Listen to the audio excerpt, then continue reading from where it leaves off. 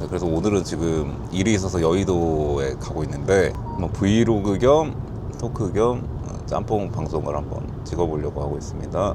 여의도 가니까 생각나는 건데 네, 예전에 그 코로나 시절에 네. 앙사나가 여의도에 있었잖아요. 네. 좀 근황 좀 알고 계세요 혹시? 그러니까 지금은 한창 분양 중인데, 그리고 지금은 특히 그 생활형 숙박시설 용도 관련해서 이슈가 많으니까 그런 거에서도 부정적인 영향이 있는 것 같아요. 이제 그런 영향이 지금 한창 분양 중인 거에 대해서. 그것도 물론 중요한데, 생활 숙박시설이 용도가 뭐 이래서 안 좋고 뭐 이런 것도 중요한데, 그거는 이제 본질은 아닌 것 같고, 그러니까 본질은 그 앙사나 레지던스가 여의도에서 엄청나게 높은 건물이고, 거기서 이제 개인이 개별로 갖고 있을 수 있는 그 구분 등기되는 비주택 상품이다. 뭐 이 정도로 봤을 때 장기적으로는 이제 그게 더 좋을 것 같아서, 그 앙사나가 희소성이 있긴 있으니까. 그런 생숙 용도 문제는 어쨌든 시간이 해결해줄 문제고, 어떻게 뭐 자리를 잡겠죠. 어떻게 해결 방안이 생기든지. 아니면, 왜냐면은 지금은 구조적으로 좀 문제가 있는 거다 보니까 뭐 앙사나 혼자만의 문제는 아니라서 그런 거는 시간이 지나면서 뭐 어떤 형태로든 자리를 잡게 될 것 같은데, 아니면 운영적으로 잘 풀어내든지 하면은 장점이 그때는 더 부각이 되게 되면서 장기적으로는 그 희소성이 좀 빛을 발할 것 같다고 생각을 하고 있습니다, 진짜로. 근데 그냥 지금은 장기적으로는 그 생숙 용도적인 것보다 그냥 가격이랑 그 희소성 메리트, 여기에서 그냥 줄다리기를 하는 느낌이지 않을까, 그렇게 생각이 됩니다. Lift me up this way. 어제 우리 라방 하는데도 그 아다부자힐스 레지던스 뭐 이런 얘기 많이 하는데, 거기가 뭐 대지 지분이 있겠어요? 거기 그 초고층 타워에. 근데 거기 이제 다 좋다고 하잖아요. 대지 지분 논리는 사실 옛날 예정 얘기고 이제 점점 없어져야 될 것 같긴 한데, 그런 아예 특정 재건축 투자 이런 거 아니면. 근데 이제 지금 새로 지은 뭐 35층짜리 아파트 뭐 이런 거에서 대지 지분 얘기하고 이러니까, 하다못해 한남도일도 대지 지분이 의미가 없는데 고도 제한이 있어가지고, 그러니까 그냥 더 쾌적하다 평가하는 잣대가 될 수는 있는데, 그게 투자 가치랑 뭐 비례한다, 그 투자 가치 판단하는 뭐 잣대로 쓰이고 이런 거는 진짜 10년 20년 지나면은, 야 그때 어떻게 그렇게 생각했을까 싶을 것 같아요, 제가 볼 때. 진짜로 그렇습니다. 요즘은 대지 지분에 대한 중요도가 덜하다.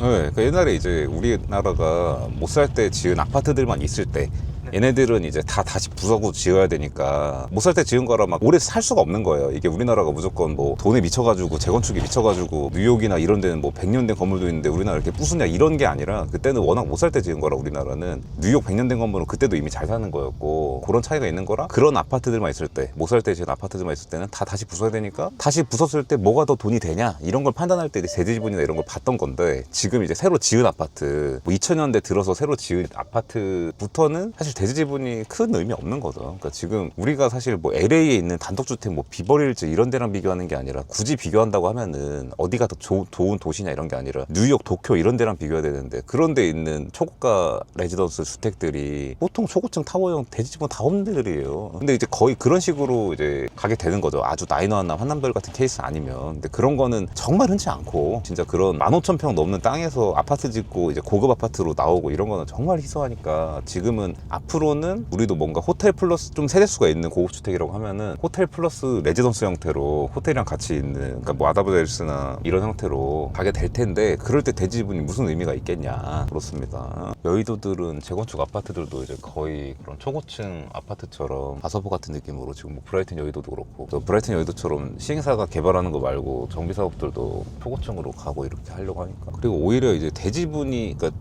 그 재건축 이후에 대지 지분이 적다는 거가 사실 잘 개발됐다는 의미죠, 사실은. 그러면은 대지 지분 많아야지 투자 가치 있으니까 일부러 대지 지분 적게 하려고, 뭐 세대당 대지 지분 적게 하려고 뭐 낮게 올리는 게 이득인 것도 아니고, 사실 대지 지분이 진짜 아예 없을 정도로 용적률도 많이 뽑고 높게 효율적으로 올려서 그게 잘 만들어진 주택이라고도 볼 수 있는 거지. 보통 대지 지분이 많은 경우는 그렇게 만들어야지 이게 아니라, 그냥 뭐 고도 제한이 있거나 뭐 용적률이 그 정도가 안 되거나 이런 것 때문에 어쩔 수 없이 뭐 땅이 이종이거나 뭐 이래서 낮게 올린 거지, 그거를 상품성이 대지 지분이 많아야 좋으니까 그렇게 해야지 이런 경우는 없기 때문에, 어차피 지금 지어진 아파트나 주거시설은 다 그냥 그 고도 제한이나 용적률에서 뽑을 수 있는 최대치를 뽑은 거라는 건 똑같지. 그러니까 대지 지분이 의미가 없다는 거죠. 한남더일도 대지 지분이 의미가 없다는 거고, 어차피 고도 제한 때문에 못 쓰는데.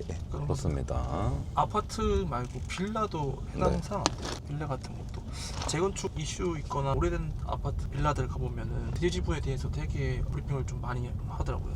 아니, 그러니까 그건 의미가 있죠. 그러니까 뭐 재개발 구역까지는 아니더라도 아직 이제 제가 말한 우리나라 못 살 때 지은 이대로 100년 이렇게 갈 수는 없고 언젠가 그 부셔야 되는 이런 애들은 대지 지분이 의미가 있죠. 근데 사실 그런 송파에 있는 그러니까 뭐 아예 고급 빌라 이런 거 말고 일반적인 빌라에서 사실 대지 지분이랑 투자 가치 그러니까 대지분 얘기하면서 이거 투자 가치가 있다고 얘기하는 건 조금 괴리가 있는 얘기긴 하죠. 사실은 그러니까 아예 당연히 그거는 대지 지분이 많으면 많을수록 좋다. 뭐 이거는 많을 수 있는데 대지 지분이 많으니까 뭐 가격이 오를 거다 이런 사실 비슷한 가격에 조금 더 떨어져도 아파트가 더 투자 가치 있을 확률이 높겠죠 일반적으로.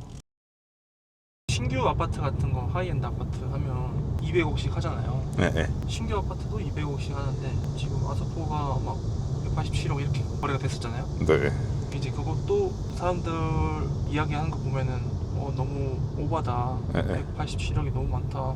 거품이 많다라고 하는데 과연 그 거품이 진짜 거품일지 아니면은 200억을 찍고 더 올라갈 가능성이 있는 건지 있을지 넘어갈 것 같은지 넘어갈 것 같은데요. 계속 187억은 살 때 좀 비싸게 산 건 맞는데 그게 이제 거의 한 1년만 지나도 지금 산 거에서 밸류가 더 오르지 않을까. 구조적으로 이게 수요가 빠지지가 않는데 그러니까 이런 하이엔드 수요는 대출 규제로도 막기가 어렵거든요. 이 대출 시장도 아예 아니고. 근데 수요도 줄지가 않아서 그러니까 이거 사고자 하는 이 마음도 줄지가 않아서 근데 공급이 이제 눈에 보이는 게 너무 없다 보니까 오히려 수요자들이 좀 급해지는 상황이 되면 됐지. 그래서 이제 가격이 빠지기 어려운 구조 양극화가 심해져서 오히려 뭐 예를 들면 평균 가격이 오히려 낮아지거나 뭐 주춤하거나 이럴 수는 있어도 여기 완전 하이엔드 아파트들은 사실은 가격이 빠지기가 어려운 구조인 것 같다.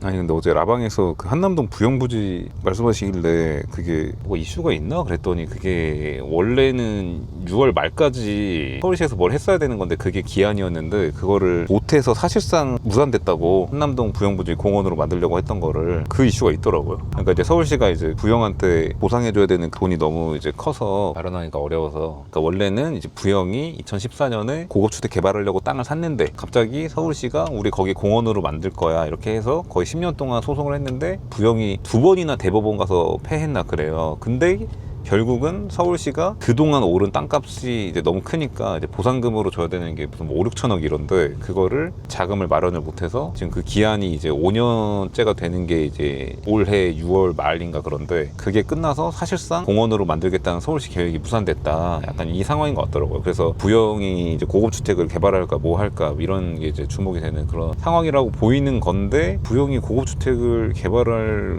의지가 있을까 그게 궁금해요. 어쨌든 개발할 수 있는 환경은 된 건데 그전엔 하고 싶어도 이제 서울시가 공원 만들겠다고 해서 못했던 거고 그런 상황이 있더라고요. 그래서 지금 메이저 땅들의 고급주택 나올 것들이 뭐가 있을까 이런 거를 많이 이제 저도 그렇고 우리 하이엔드 매니아들도 많이 관심을 갖는 부분 중에 하나인데 한남동 부영부지가 어떻게 될지. 그러니까 정리하면 땅 자체는 이제 고급주택 개발할 수 있는 그런 환경이 이제 어렵게 거의 11년 만에 이제 된 건데 부영이 그거를 고급주택을 개발을 하겠냐. 아직 이제 완전히 뭐 개발 사업 하기 좋은 환경이라고 보기는 어려운 상황에서 이제 할 거냐. 그런 것들을 좀 유심히 봐야 되지 않을까.